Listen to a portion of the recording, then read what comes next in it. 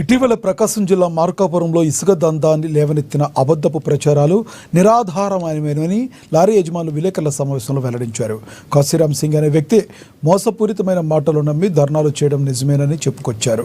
వాస్తవానికి ఇసుక విషయంలో లారీ ఓనర్లకు ఎటువంటి అన్యాయం జరగలేదని, ప్రభుత్వం నియమించిన ధరకే మాకు ఇసుకను అందిస్తున్నారని తెలుసుకున్నామన్నారు. అందుకే విలేకరుల సమావేశం నిర్వహించడం జరిగిందన్నారు. లారీ ఓనర్స్ స్థానిక ప్రెస్ క్లబ్లో విలేకరుల సమావేశంలో ఈ వివరాలు వెల్లడించారు. ప్రభుత్వం వచ్చి కూటమి ప్రభుత్వం వచ్చి సంవత్సరంన్నర అవుతుంది. మా లారీ వాళ్ళకి ఎటువంటి ఇబ్బంది లేకుండా యార్డు వారు సరసమైన ధరల ఇసుక మాకు టన్ను రేటు ఇస్తున్నారు, బాడిగ రేటు సహకరిస్తున్నారు, ఇబ్బంది ఏం లేదు. కానీ ఈ మధ్య వేరే కాశీరామ్ సింగ్ అని అసోసియేషన్ అనే చేటర్ ఒకటి స్లిప్ పెట్టి నేను అసోసియేషన్ లీడర్ని, ప్రెసిడెంట్ని అది అని చెప్పుకొని కలెక్టర్ ఆఫీసుల కాడ కానీ ఇంకో ఆర్టీఓ ఆఫీస్ దగ్గర కానీ ఇలా ధర్నాలు చేశాడు.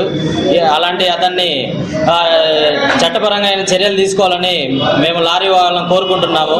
అందరికీ లారీ వాళ్ళందరికీ అసలు ఎక్కడ అసోసియేషన్ లేదు. 15 సంవత్సరాల నుంచి మార్కాపులోనే అసోసియేషన్ లేదు. కానీ అతను ఏదో యూనియన్ స్లిప్ ఒకటి తీసుకొచ్చి పెట్టి నేను ఆ లారీ ఓనర్ అసోసియేషన్ అని అందరినీ బెదిరించి తీసుకెళ్లి కలెక్టర్ ఆఫీస్ దగ్గరికి తీసుకెళ్లి ఈ మధ్య ఇలాంటివి జరిగినాయి.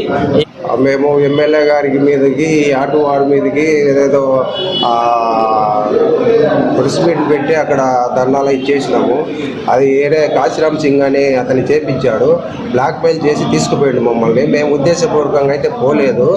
మాకు ఈ ధర్నాలకు ఎటువంటి సంబంధం లేదు. మేము ఎప్పుడు ఎక్కడికి పోయిన వాళ్ళం కూడా కాదు. అతను తీసుకుపోబట్టి పోయినాము. ఈ యార్డు వారికి మాకు ఎటువంటి విభేదాలు లేవు. మాకు సక్రమైన రేటే ఇస్తున్నారు.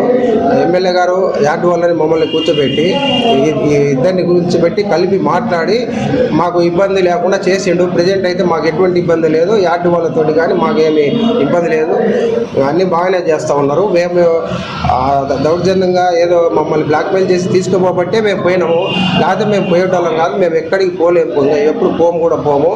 ఏదైనా పొరపాట్లు ఉంటే క్షమించమని ఎమ్మెల్యే గారికి యార్డు వారికి అమౌంట్ కరెక్ట్గానే ఇస్తున్నారు. ఏరే డబ్బుల గురించి అనే ఏదో బ్లాక్మెయిల్ చేసి పోయినారు. అమౌంట్ గురించి అయితే పోలేదు. వాళ్ళు ఏదో ఊరికే తప్పుడు రాతలని రాసుకున్నారు. దానికి దీనికి ఏం సంబంధం